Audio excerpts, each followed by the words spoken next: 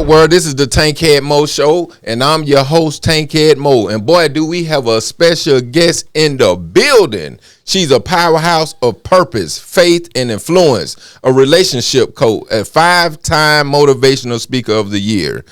She's the creator and host of the Charm Love Talk Show, coming to Roku in this spring, and a viral content creator dropping gems every single day. You've seen her lighten up the rooms as the host of the Charm Love Talk Show and a traveling stand-up comedy host for Runway Comedy Show, rocking stages like the Funny Bone, Helium Comedy Club, and many more. She always say, "I'm not the comedian, I'm the pivot queen." No jokes here, just the gift of host. And y'all know I call her and her husband the power couple. Two people building together, growing together, praying together, and keeping God first in every move they make. Family, make some noise and welcome the very funny and anointed, multi-talented Charm Love. Listen, Mo, wherever I go, you coming with me. That was the intro? Listen, okay. I loved it. It was. Listen, I'm honored to be here. Thank you for having me tonight, man. Thank you. I'm trying to, I be trying to get them words right. Listen, I was like, girl, he talking about you. Oh man, I really appreciate you accepting the invitation to come. And I just love, man. I just love how, how y'all just carry yourself, and you know what I'm saying? Like you, your husband, y'all just y'all that couple to me. You know what I'm saying? We appreciate that. In retrospect, we've learned to have a lot of integrity for ourselves, right. Honestly, and a lot of integrity for the marriage. So when people see it, we want you to know that it's real, that it's not a skit that you might see on social media and things of that nature. We want you to feel it. So we hope that people feel what you see. Right. And man, so I want to ask you, because I know you're a relationship coach. Like, what is a truth you believe that most people are scared to say out loud? Like when it comes to relationships, like when they, I'm with you. I get it. I think something I would say which superficial. Right now, because of social media and everything just looks so perfect. Right? And because it looks so perfect, nobody really is prepared for relationships. Right. So I think the most misunderstood thing, if I'm getting what you're saying, is the fact that there's no perfect relationship. It's impossible. I'm me and you're you. Right. My brain is this and your brain is that. I've yet to see a couple, or because I don't do just romantic, I do platonic, or just people to have pure mediation that think the same. Right. So I think that's probably one of the biggest misconceptions. You're not going to have a perfect relationship, never. Right. And that's good, especially I think the younger generation need to see that, because a lot of things are perceived like when you do look at like an Instagram or something, like people just, everything just so hunky-dory, however you say it, and perfect and lined up, and, like no mistakes, no disagreements, mm-hmm. and things like that. So that's real. Like, what is something you had to lose before you learn your biggest lesson? The idea that I had for me, the idea that I had for my God-given assignment, whatever that was, career, how I should be as a wife, a mother, with entrepreneurship. Like, I literally had to give up what I felt what that looked like for me, and literally seek a higher source to figure out exactly what that was, right? Because I'm a person that truly believes that everything that we're supposed to do was already preset before we even got here, right? Mm-hmm. So I don't want to push against that mode. I would like to figure out what that looks like, and that means just me denying myself and going with the flow for real. Right. That's real talk right there. Like, what is some people see as your strength that actually came from pain? My whole relationship. Because it was crazy because maybe not even a year ago. Yeah, probably about a year ago, before we moved into our house, I told my husband, because of our platform and because people know us so well from the mess now to the message part of it, that we were doing people a disservice. I did, because people would see, like we were just talking about, the reel or the picture, the skit, and be like, oh, relationship goals. And I'd be like, girl, no. Like, no, this ain't relationship goals. Like, I think the reality of it is showing people that, again, there is no perfect relationship. We're just two people learning what love really means. I truly believe love means learning to overcome various experiences with one another, right? And so if I don't have a person that I'm willing to go through various experiences with, I'm not in love. Right. Because that's what it looks like. Right. That's what it looks like. It's not going to look like yesterday. It's not going to look like your grandmother. It's not going to look like your mom's. It's not going to look like your girlfriend down the street. You know what I mean? And it's not going to look like that Instagram reel. A lot of people don't even know what it takes sometimes just to get that skit out. It can be a lot of frustration behind the scenes because you have two creatives trying to bring their directorial story and stuff, together. Right. So it can be hard. So I would just, I don't want people comparing themselves to us, So I think that could be the biggest thing for me is my relationship. It's on a platform because I allowed the pain to become purposeful. Right. It's on a platform because I saw that there was a hurt in my relationship and I just wanted to do my own work. Like, I didn't set out to be a therapist. I'm prior service military, I'm retired Army, and I am a nurse by trade. I taught nursing. So I never in a million years saw myself doing relationship counseling. It came because I just didn't understand marriage. Right. Yeah, I came from a two-parent household. They were married, all the things. But again, their marriage isn't my marriage. I didn't have the keys to my husband, to my marriage, to what it looked like for me to be a wife for him. You get what I'm saying? So I had to do a lot of work, and so that's when I came into relationship therapy, because I was trying to understand my own marriage. And then purpose flew out of it. It was like, oh man, I can really do this. I can really help other people. It's not as bad as people think it is. It just takes a little work. Right. First, I want to say thank you for your service. Oh, thank you. Yeah, you were worth it. Yeah, thank you. Yeah. And you speak of content creation, and y'all do some hilarious content creation. Thank you. Like what is like, you spoke on that a little bit. Like, what is some of the process of it? Like, is it easier that y'all work together on it, or? What's crazy is, I know he would probably say that it is easier doing it by myself or him doing it by himself. Why? Because I know what I want to do. Right. He knows what he wants to do. Right. But it's like, if we bring something together, oh my goodness, because it's like we're so similar till it's crazy sometimes, right? So we're both directorial in a sense. Like, we both want to be directors. He might see something, I might see something different. He be like, we don't need that angle. I don't think we need all them angles. Like, it's just so it could be difficult, but I think we're learning that the impact is so powerful, so that's why it's so difficult. Right? When you're making an impact and when something is powerful, it is difficult.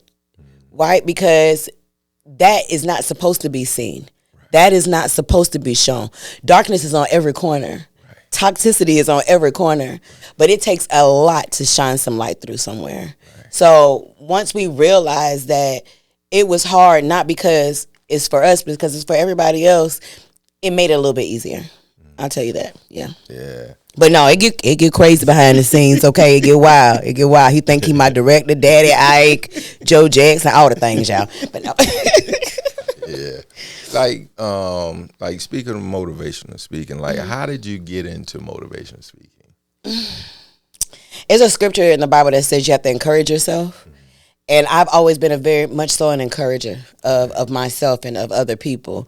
I was the kid in class that got in trouble because I just talked too much, right? Like, her grades are good, but we just can't get her to stop talking to everybody in this class. And my mom be like, well, she loves people, so that I know that's where that fire for that came from. But I don't know, Mo. I mean, I don't know. It's in you. Yeah. That's why you got to, it's ordained for you. Like when you say, like when people say you love to talk, it's for a purpose. Oh, yes. Yeah. Oh, yeah. My husband, it was crazy because it was like opportunities have been endless since he's been on his faith walk with being an entrepreneur, I've learned for men, providing is a big thing. Right. So to tell my husband, who's been working since he was 14, that, hey, the kids are gone. Let's just put everything away, drop it all here in Augusta, Georgia, and let's move to Atlanta and, go and chase our dreams. He was like, girl, you all right? Who gonna fund what? And I'm like, Jesus. That's but no, faith without works is dead. So it's, it took a lot of work.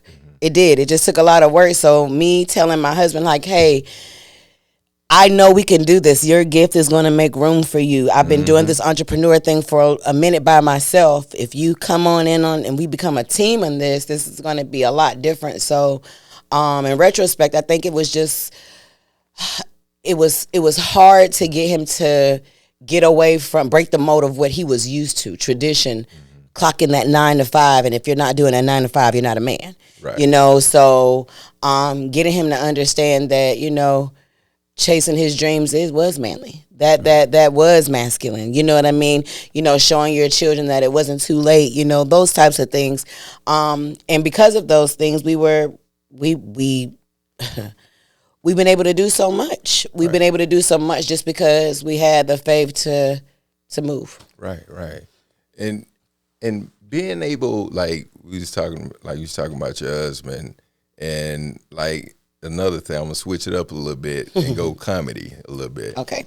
And I know like you host for the Runway Show as well. I do. So how has that been? A talk show host and being a comedy host. It's hard. It's easy and it's hard, right? It's like bittersweet. It's sweet because I'm relational. I know how to relate to people, right? And I believe that I'm a healer, right? So I feel like people that come for comedy, they just need healing. Right. You know what I mean? Right. I feel like laughter is nothing but medicine. Right. So it's easy. That part is easy. On the other side, I'm no comedian, okay? And they be looking for those giggles. And so so I got my little iPad, my little notes in my iPad, just so I can have a 2 or 3 something that I think is funny to talk about in between sets, because I usually do about 5 minutes in between each comedian as I'm, bringing them up. But those 5 minutes in real time, that's a long time when you're trying to work a crowd. So I think it's just been interesting to see that I can do it too. Honestly, because I didn't see myself doing it. I would have never in a million years saw myself on somebody's comedy stage. Like, to know me in real life, you're like, I know her serious behind ain't knowing nobody's stage causing no giggles. But yeah, so I'm thankful that God makes room for my gift in so many different spaces and so many aspects. Right. And you said like you said, laughter is medicine. It is. Yeah, and you got the best of both worlds. From doing talk show and doing stand up, like you still reaching people. Yeah. You see what I'm saying? Yeah. So you get to, break them down. In other words. Oh, yes. Yeah. So that's always a blessing when you're multi-talented like that. Oh yeah. So, yeah. I'm gonna go back a little more. You mentioned something about nursing. Yeah. So, nursing became because my grandmother, God rest her soul, love her. My father's mother was a CNA. And she took care of people all her life. Nursing was her thing. So I believe I really got that from her, that want to take care of people. But again, I've always been a lover of people.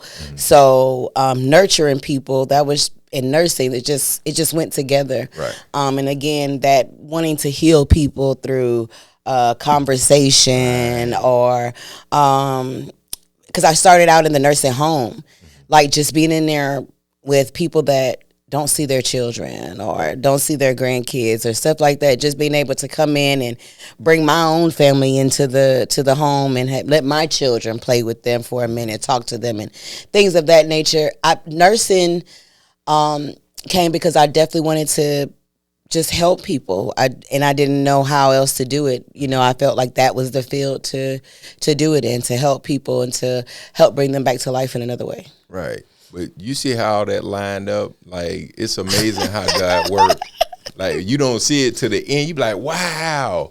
And it, like you say, it started with military nursing, but everything you're doing is just lining up with a purpose, but it's still dealing with people, being some kind of self-care, caring and Facts. healing and Facts. stuff like that. So Facts. it's all lining up. And God put you with the right person, both of y'all meant for, what I'm saying? Like, most definitely. Yeah. All things work together. I truly believe good. that. That's We right. we have multiple conversations every time I get a new gig, every time I get a new opportunity for anything, and I'm like, yo, like this prepared me for this. Like just a quick little story. I just had the opportunity to host for Les Brown, which was amazing because I've been watching this man since I was a child. Right. Just listening to him like middle school, listening to him in my house in the morning while I got ready for school, because that's what my dad would play and things of that nature. So I just got the opportunity to host for his conference here in Atlanta. It was absolutely amazing. Yeah. But he said something that was just absolutely profound. It was so crazy to me. So two things: when they called me to set it up, when they were going over the run of the show, the guy goes, one thing I meant to tell you, it's going to be like 5 minutes between each speaker. Is that going to be okay for you? And I bust out laughing, and I'm like, God, you are amazing. Right. Like, you don't question things. Like, he's just amazing. But Les Brown said, it's easier to tell people something serious after you've made them laugh. That's so true. And that thing just did something to me because I'm just very serious. My husband is what balances me out. Right. But it was a reminder that even in my therapy, even when I'm talking to people, to have the grace enough to have a smooth landing on whatever I want them, because I want it to resonate, because I want you to hear it, because I want it to echo and change your life. I need to make sure that I give this to you the right way. So that giggle before the seriousness, it is, I'm telling you, it literally just all work together. When he said the 5 minutes, I flipped. I said, what in the world? My husband, I had it on speaker. We just looked at each other because we were driving to another gig. And I'm like, oh my God, like, God don't play. He don't miss. Yep. He don't miss. And I see it. Because everything, again, was lining up. Yeah. Like, even when you say you host, you do try to do 5 minutes in between. Yeah. And then he come up with the 5. So it was everything you was doing was preparing you for those moments. Yes. Yeah. Yes. Yeah. Like every club, no shade to the comedy clubs, but y'all DJs don't be giving me the lights at the right time. So I be up there longer than 5 minutes and I want to come down. So I had to learn my own timing, right? So it was good because then when I get to this event, their lights were out. The light to tell me timing was out. So I didn't need anybody to tell me when 5 minutes was up because I was already prepared. So yeah, it all things work together for sure. Yeah. So I want to go because I think I already asked you that, but I wanted to make sure that I asked you. Come on with it. Come on. What was one thing God had to remove from your life to elevate you? People. When you're so used to being saved by people, like people are always around, because you don't realize that people have this complex where they need to be needed. Right? Because you're so busy being needy. Right? So you don't realize how much that hurts you until God removes everybody and you see that you ain't got nobody but him. That's true. When you're not asking for help, you're not getting no help. You know what I'm saying? So it was people. the wrong, I would say the wrong people, and not even necessarily wrong people, because I want to make sure I say it, people that were for that season, they weren't for this season. And so he had to remove them in order for me to get to this season. Everything about it was crazy. I've had 15, 20-year relationships that just end on me within the last year or so. But in that questioning of that period, opportunities were just dropping out of the air. Like it didn't even make sense at one moment. I'm like, Lord, you want me to do this right now? And I'm sitting here grieving live people. You know what I'm saying? Like, we don't talk about that. You know, there is grief to grieving relationships, you know, and people that used to be in your life and you saw going with you the distance. Right. But I truly believe what they say, you know, all over social media. God heard them conversations, you didn't. That's right. That's right. And he knows where you're going. I truly believe as creatives, as chosen people, we're like hot air balloons, right? And the more we try to keep people and things that don't suit us, it's like those sacks, those sandbags on the air balloon. The more we drop them off, the higher you start to elevate. And so I have really, I've told myself I'm a hot air balloon in this season. Whatever God wants me to drop out so I can continue to elevate, I'm going the distance. Right. And I appreciate you saying that, because I just went through something. You know how you got something good coming to you, but this certain person call you at that time, like it throws you off. And you like, and they say something, the wildest thing to you, you be like, at this time, why? And then you had to tell them, like, look, I'm just focusing on what God had for me right now, you know. And that happened to me recently. Mo, listen, when I tell you everything about it, even the conversation right now is divine. That was the conversation that ended me and one of my best friends. It was the craziest things. When we first got here, I ended up having a bad accident when we first moved to Atlanta that ended up making us homeless for a few months. I mean, for a couple of years, actually. Yes, we had a place to stay, but we didn't have our own home, so we were homeless, right? But during this time, you know, it was like 2 years had passed, and I'm like, God, now listen, I don't know what you're trying to do, what point you're trying to make, but I get it, sir. And he was like, no, you don't get it. But he had to show me. He's like, I need you to go into a season where it's just me and you just for a second. My friend texted me, and she asked me how I've been. She hadn't heard from me. And I plainly said, listen, I'm in a season where I have to just be with God just for a minute. I said, I don't know what's going on, knowing that she knew what was going on with me, right? I don't know what's going on, but I need clear direction. So I'm just going to just give me a minute. My friend took that as, so you're saying that God don't want you to talk to me? Wait a minute. Hey, what is happening right now? And that tripped me out, and it hurt it because I'm like, as my friend, you see where I'm at. You see what I'm dealing with. You know what my relationship with God is like. You know how important this is for me to just take a step back. But in that's God showing you you're not ready. I'm still developing you.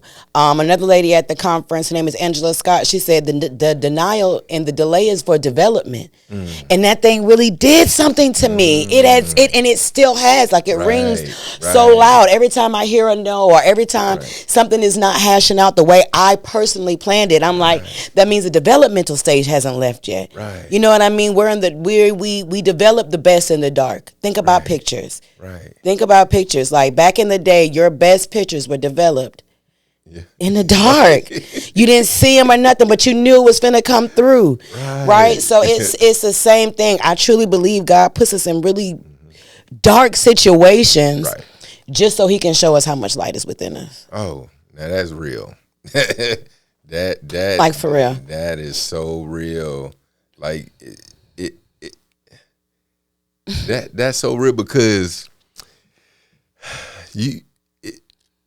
when you say God put us in these situations, like, it's when they say a test of your faith. Ooh-wee. Yeah, and God do put us in those situations, and then to test your faith with it, it'd be like, okay, let me just throw a wrench in there and see if you're gonna stay focused. Absolutely. And do what I asked you to do. Absolutely. Because that's what it's like. It's like our children, right? Like our actual kids. I'm not going to give you everything, then you don't know what life is. Right. Right? And I believe God is the same way. He's like, listen, I'm not going to give you nothing. Mm-hmm. Like your faith it's not enough. Right. Where's the work? Where's the work? That's right. It's never going to be enough unless you're going to pick up your feet and go, get to walking. That's right. So I truly believe that God puts us in these places to test our faith and to see if we really want it. Right. If you want something, are you going to continue to do it? Right. Like when it's dark outside, when it's raining, when you ain't got nobody, all the investors is gone. Right. Will you still run with the vision? Will you still run with whatever I gave you? I believe God be like, are you going to steward this opportunity that I'm going to give you before I give you more? Right. And that's deep. Now, that's a lot.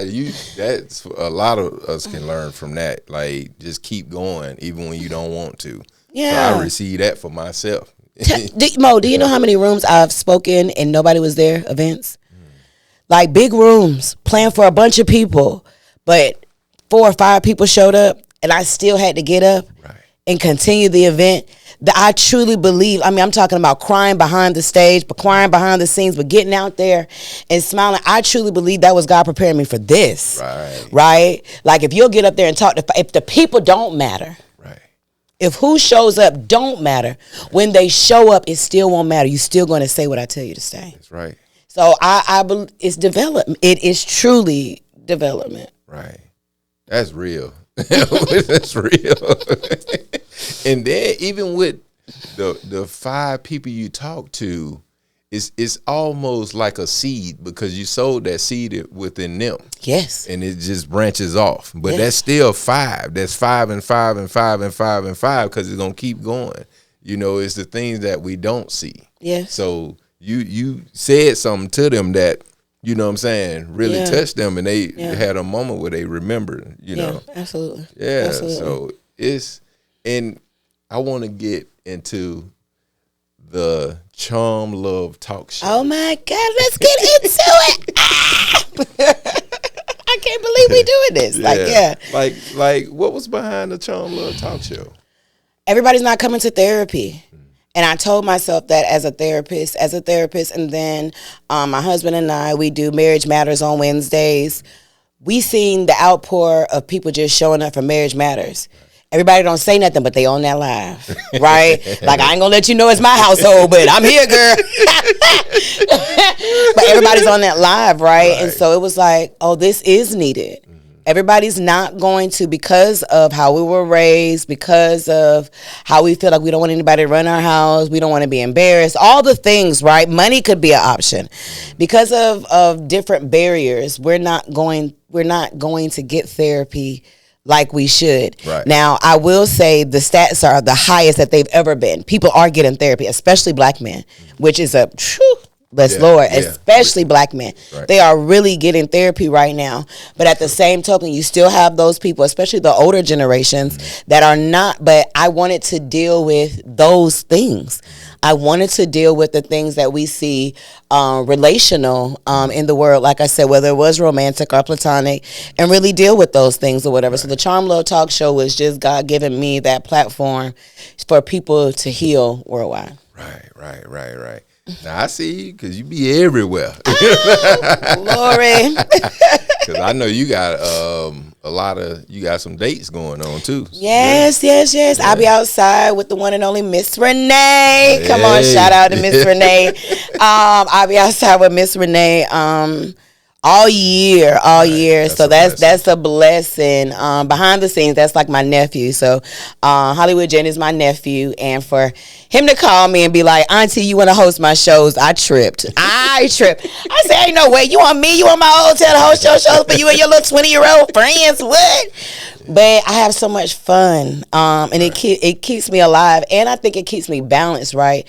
Because I'm able to see so much, see what's going on out here. So, yeah, it's a lot of dates. So, y'all make sure that y'all go on there and the website and stuff and find a date and pop up and see me somewhere.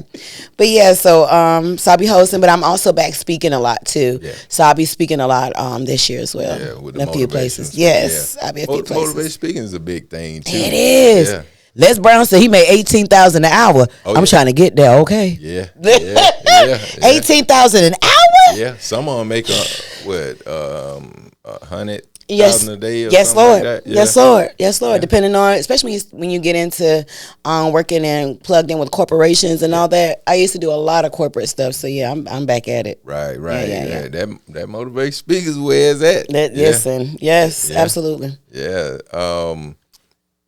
Now what? I'm gonna switch it up again. Come on. Going to relationship coaching. Okay. Like, what advice? Like, what do you? We can say the Charm Love Show. What would you give a person? Because you know the big thing people talk about. What's your take on 50-50 relationships and stuff like that? This is the crazy ass. So I did an event last night, a Galentine's event, and this was the question. So this is good. Wow. This was the question. I don't believe in it. Right. Especially not for anybody who even wants marriage, right? Mm-hmm. If marriage is a goal, if marriage is something that you're already in, I don't believe in 50-50 if you believe in your vows, right? Your vows say for rich or for poor. It say for better, for worse. It say through sickness and health. If my husband is sick, I can't bring 50 to a table. Right. I don't, you know what I'm saying? Like, right. if I got to be, I can't bring 50% not knowing what the next day is going to bring. Right. So whatever that 100% looks like for your house, and I do mean that with everything, it might not be finances, whatever it is, but we can't be bringing, we're not even living in an economy to bring in 50-50. I don't think that's fair for the other person, regardless who's the person staying in the house. Because, you know, we got house husbands and housewives. Right. What you doing in that house? Like, for real, to make it just a little bit easier for that person that is out there giving that 100%. Right. Yeah. That's an excellent way to look at it, because, like, we do say 50-50, but it's really... That's not realistic. Yeah, it's not. It's not. I mean, like you said, for better or for worse. Yeah. I don't know, like... Any day now, the market can change. He don't have the job. You know, what happens now? Right. We don't pay bills because I said I'm gonna bring 50%, or I said I'm not gonna bring anything to the table. I'm just gonna rely on you. I don't think that's a fair, realistic way to think right now. Not right now, especially right now. Right. No. Yeah. That's that. That you just made me think about something. 'Cause I'm like, yeah, me and my wife do the 50-50, but it's really 100, because I feel like if something happened to me, she'll take over the whole thing, and if vice versa. Has to. So, yeah, you just do the 100% because you already made up your mind, like, whatever happened, we gonna be in this together. Absolutely. You see what I'm saying? Absolutely, yeah. Because I don't want you to feel that heavy weight of the world. If you're gonna be alone, you could be alone. But if I'm with you, I never want my husband to feel alone. Right. You know, and it's easy to feel alone in your marriages. Of course, we've been married 20-something years, so of course we've had times where we definitely felt alone, right, in the marriage. But not 20 years in now. I don't want him to be alone. No. Right. Like, what do you think about relationship? Like, say for instance, this is off the topic. Like, say for instance, one of you believe in religion, but the other one don't believe in religion, but everything still works. I mean, is it really working? Like, that's the question. That's the first question, right? Because denial is a hell of a drug. I tell people that because for real, right? Right. Because we get so used to not testing the waters till we feel like the waters are safe. Right. Until you get in it. Right.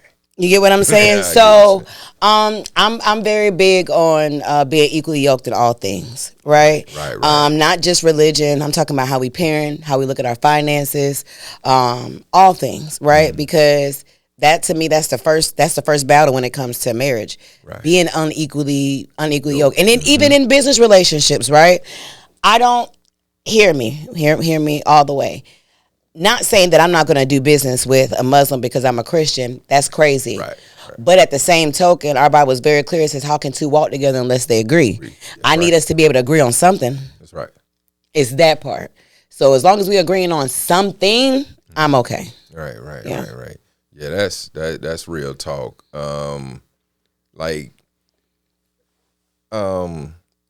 Is another one. And like people talk about a high value man, and like what's your definition of a high value man, or then I can ask you about a high value woman. Like someone who is very secure within himself. Because I think when we think of high value, statistically, we think of somebody that has money, but there are a lot of wealthy, insecure women beaters. Oh my God! Let's just be for real, right? So when I think of high value, I think of somebody who has integrity, who is loyal, who's a family man, who takes care of himself and others, community, not money, because to me, money just amplifies whoever you are. Mm-hmm. Right? So if you're a loyal man with integrity, that's who you are. Right. Oh man, like you hit on something. Yeah. Especially when they come there, hit. Oh my God, I knew somebody like that that I no longer befriend. Yeah. Yeah. Had money and had a habit of putting their hand on women, and I was like, nah. When I first seen it, I was like, nah, we ain't cool. Yeah. So yeah. So yeah, that's real, and people don't talk about that. No. Yeah. No, they don't. Mm-hmm. They really don't. And it's the person you least expect. No, it is. Like it that. is. Mm-hmm. It's the person it's the one that everybody loves. Right? Until he's behind closed door, he's somebody else. So that's a fact. And even women, right? Because being in relationship therapy, I've seen some women who are just as much hell as the men. You get what I'm saying? Yeah. Like just as much throwing knives, shooting, all kinds of. I'm telling you, these women. I had to talk to my sons. I'd be like, "Mom, call mama, call me quick, baby. I don't like her. Right. Her spirit ain't right. Her spirit ain't right. No, but yeah, I've been there before. Okay, I'm trying to tell you, it ain't got no phase. Domestic violence don't have a phase. Don't. Yeah. I don't been hit in the back with a brick before, so I know. Oh, these women crazy. Yeah. I know. Oh, I'm delivered. Amen.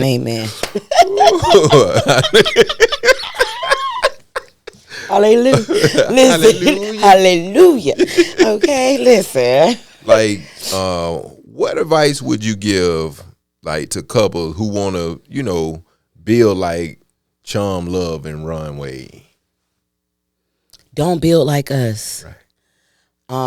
Our foundation is literally God. I say this song everywhere I go. Because we're not perfect people. To watch our pages, to see us out in public, you might see me with a drink, you might see me partying, you might see me having a good time. But God is first. Like he's literally foundational, because if your foundation is good, everything you build on it is going to last. So I would say don't worry about your own journey. Study your own journey enough to want to pass the test. Right? Study your own journey enough to be like, okay, I don't want to be back here again. Study your own journey enough to know this is what he likes, this is what she likes, this is what doesn't like. These are our no-goes. These are our boundaries. And give each other a lot of grace to grow in the relationship, right? Because especially when you get to 20 years, we done been 10 different people. I'm just being real. Right? And so that's why vow renewals and things of that nature are so important, because you're rededicating yourself to a whole new person time and time again. So doing that's a lot of grace. Like, my husband didn't even eat vegetables when we got together.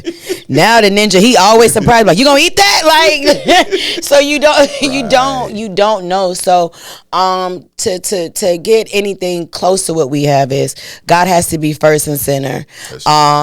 And a lot of grace. Our Bible says the same grace you give is the grace I'll give to you. That's huge for me. It also says a wise woman builds her house. Right. But she'll tear it down with every word.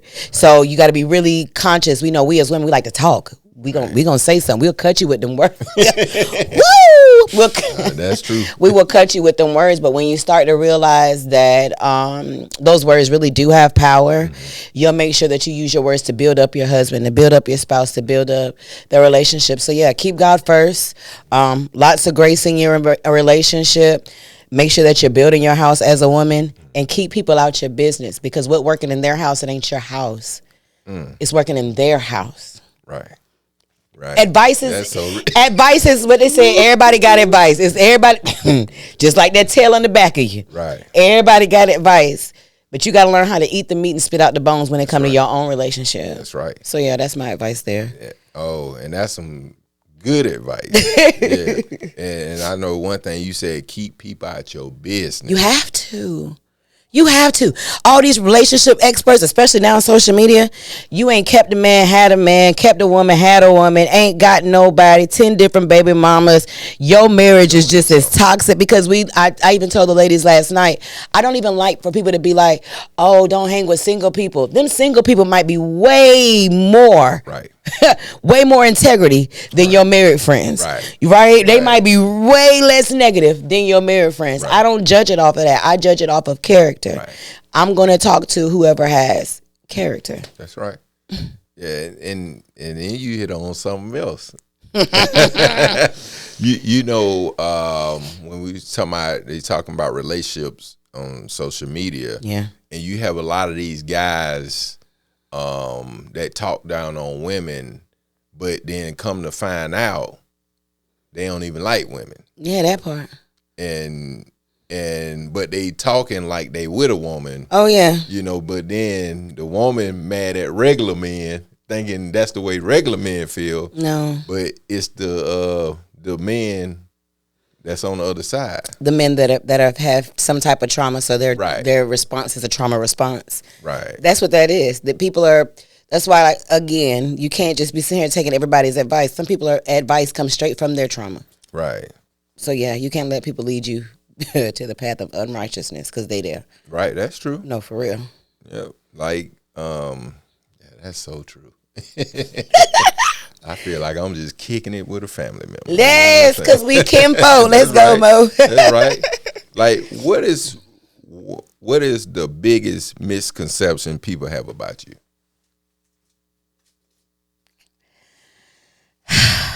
My husband's gonna see this. I don't want to say it. Oh my God. Is that I know it all. I don't. Right? People always are coming to me for answers when it comes to relationship stuff. And even though God has given me more than enough to be relatable, I've had sometimes be like, God, I don't want to relate no more. Like, just stop. Listen, when somebody comes, I don't want to be like Me Too. All right? I am so tired of the Me Too movement in my life. Okay? I don't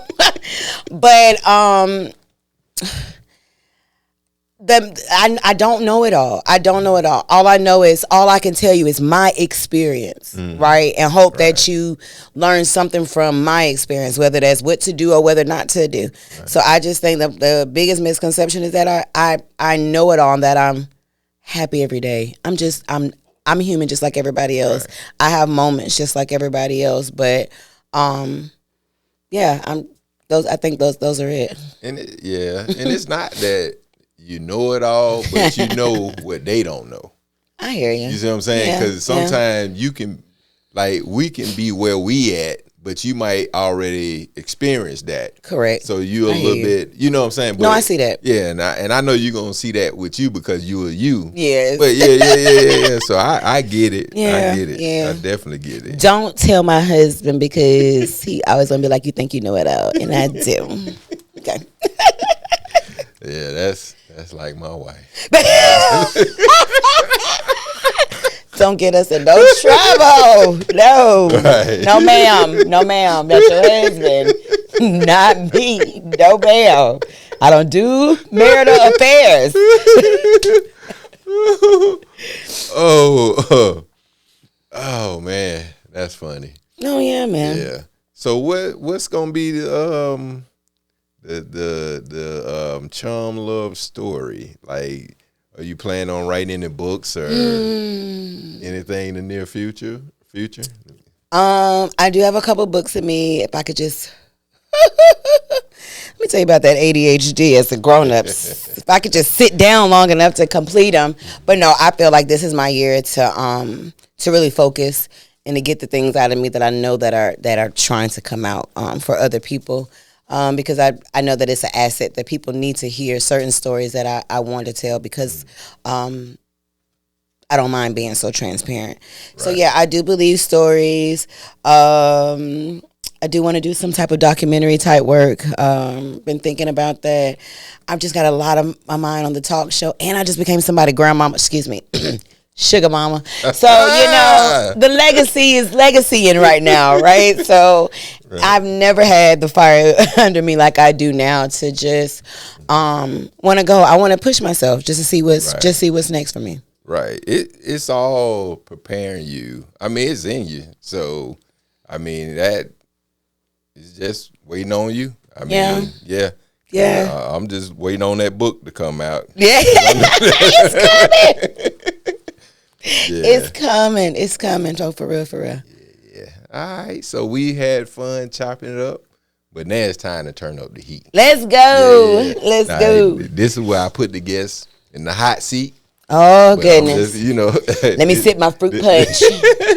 This the Tankhead hot seat. Okay, come on, hot seat. Let's go. All right. Love or peace? Love. Because love has the power to penetrate darkness. That is peace. Yep. Marriage or career? Marriage, because with the right partner, the career is endless. Pray first or talk it out first? Definitely pray first. That's a learned lesson. You never want to talk about nothing that God hasn't truly confirmed first. Right. Lead together or one leads?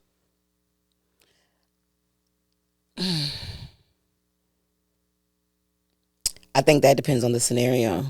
I want my husband to lead. I'm an alpha woman that loves an alpha man. So I want my husband to most definitely lead me. But there are instances where he said 2 are going to be better than 3, right? And so there are going to be instances where we do lead together. Yeah. Switch it up on you. Tough crowd or drunk crowd? Ooh. The drunk crowd, they funny. They funny. There's nothing tough about a drunk crowd. I'm finna talk about all y'all drunk tales in here. What is you drinking, girl? Why is your shirt off? Like we is finna talk. Would you sit down, Susie? Like, I'm trying to do a show right now. Like, yeah, I like the drunk crowd. Small club or big stage? I love intimacy. I've always been an intimacy person. Just because I've been in front of those hundreds of thousands of people and those 5 people, right. The impact on 5 people to me is bigger than that 100,000 crowd. So right. I like a small room. I love the intimacy of a small room. You can see the people that you're touching. You can feel them in another way. Right. Hosting or producing the show? Ooh.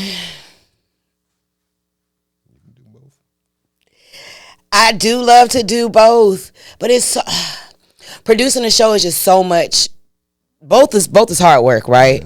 Controlling a crowd, especially because you don't know how they're going to be, and the producing. The producing is a lot of work, but I think hosting, because I have so much more fun hosting. All right, truth that hurts or silence? Truth that hurts, because silence make you think, especially an overthinker. I don't want to overthink. Just let me know what we're dealing with. Charm Love, the coach, or Charm Love, the host? Charm Love, the coach. Because if I can help one person, I've done something. Right. All right. That concludes the Tankhead hot seat. I'm sweating. Yeah. Oh, man. All right, that concludes the Tankhead hot seat. Let the people know, where they can find what you got going on in this world and all the good stuff. First of all, thank you for having me. This was an amazing conversation. I'm a conversationalist, so I like a good combo. Okay, those were good. I was ready for them questions. Maybe some of them I wouldn't, but I would. But I am Charm Love. I can be found on all social media platforms as Charm Love. All right, so make sure that you're reaching out to me. DM me if you want some therapy. Click the link in my bio if you just want to pull up in one of the shows and say hello to me. But I thank y'all so much. Thank you, thank you, thank you. Thank you for having me, Mo. Yeah, thank you for coming. Thank you for accepting the invitation. People, please get out and support Charm Love and Runway. I love it. Chuck support the power couple. I say, and We'll take it. Yeah. So I mean, very knowledgeable, funny. You can't go wrong. She got the Charm Love talk show. She's a motivational speaker, a comedy host. But she calls herself the Pivot Queen. Period. Yeah. So, but it's about the truth, the jokes, the Tankhead way. Peace. If you like this episode, please comment, like, share, and subscribe.